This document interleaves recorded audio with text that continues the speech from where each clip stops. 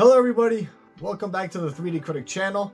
I'm David, your host, and today I'm going to give you guys my performance review on the Nike GT Cut 3s.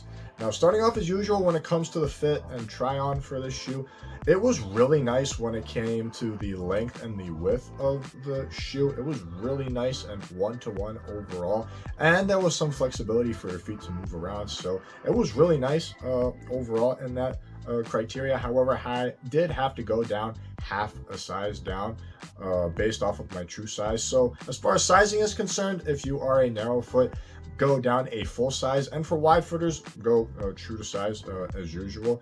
And if you guys are interested, they are available on Nike's website for $190, which is kind of hefty for me in my honest opinion, which I will talk about in a second in this review. But if you guys are interested, I will leave a link in the description box below.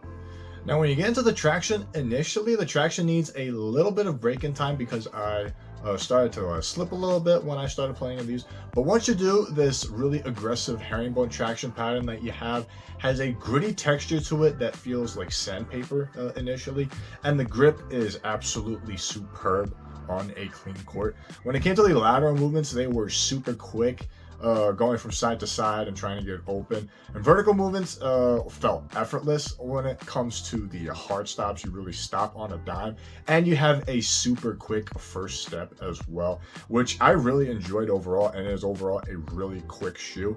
So whether you are cutting, trying to get open, or defensively trying to cut people off, you're pretty much covered in this shoe. And a dusty setting, however, it does pick up some dust, but luckily the grooves in this outsole are spaced out so it doesn't get clogged, and it is easy to wipe off from what I have experienced, so you don't have to wipe that often from what I experienced. And when it came to the durability, it is surprisingly durable. This translucent outsole that you have minimal wear from what I've experienced. You're only experiencing some in the high wear areas in the forefoot, so you should be good to go to play in these outdoors. However, it is somewhat soft, so be mindful of that when you're playing in these outdoors. But all in all, it is a really grippy, really aggressive traction setup, and I really enjoyed it. Now, moving into the cushion, for me, it felt like a bounce house right out of the jump. The full-length zoomx midsole that you get gives you a very responsive forefoot cushioning, and the bottom-loaded plastic shank gives you a very explosive bounce off of the floor. And the forefoot was very lively, to say the least. It was really energetic, and I really had a good time when it came to the forefoot cushioning. And the heel, it felt a little stiff at first because of the caging that is containing the zoomx foam. But once you break it in, it has really good compression under your foot. And when it came to the impact protection, it was really solid, and the heel strikes were really bearable overall. So it was really good in that aspect once you break it in. And when you get into the heel to toe transition, it felt really fluid and super quick.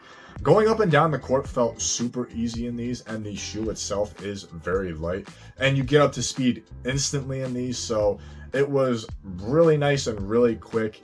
And the cushioning as a whole was a lively experience under my foot, and I enjoyed it a lot.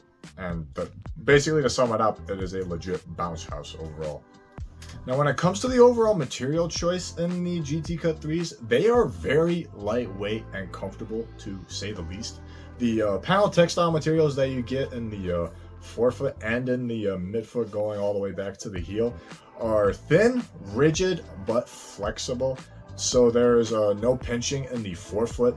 And when it comes to the suede that you get in the forefoot, and it extends to the tongue, feels really nice with the fluffy texture that it has to it. And you get these puffed up pads on the top of the tongue that give you extra comfort in the lace line area as well. So the padding was really minimal, but it gets the job done when it comes to the tongue itself. And when you get to the padding in the heel, it's nothing crazy, but it is comfortable nonetheless.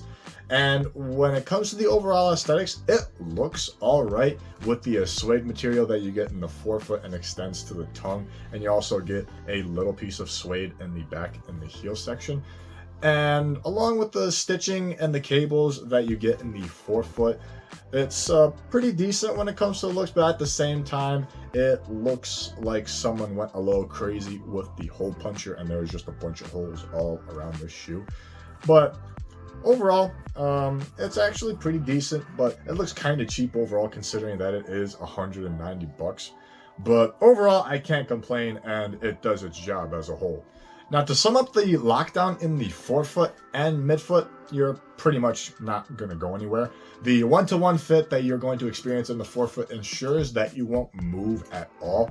And the paneled material that you get in the midfoot with the lace loops that you have, along with the cables and the front, wraps the midfoot really well. That way it keeps it nice and contained and you won't move around in the forefoot and the midfoot as a whole. In the heel, however, it is sculpted. That way it is locked into place. However, I did notice a little bit of heel slippage, but it is nothing serious. And while I was playing, it was hardly noticeable, to say the least. But overall, you're getting really solid lockdown in the GT Cut 3s, and I liked how good the lockdown was overall. And lastly, when it came to the support, it was surprisingly nice for the most part. When it came to the base of the shoe, it is nice and wide, and it gave me really good stability under my foot.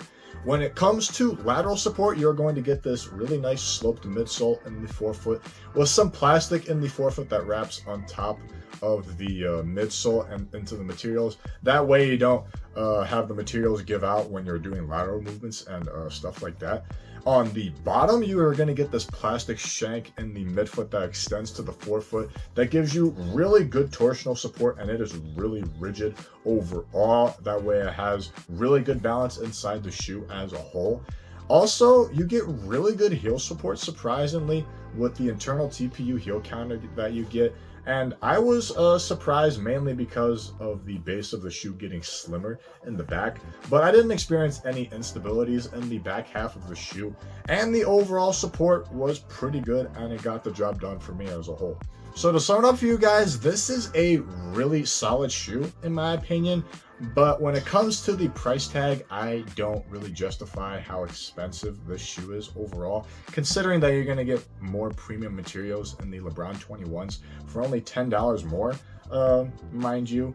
And while you are getting really good traction from the outsole along with a cushioning setup that feels like a bounce house, the materials itself doesn't really justify it in my opinion.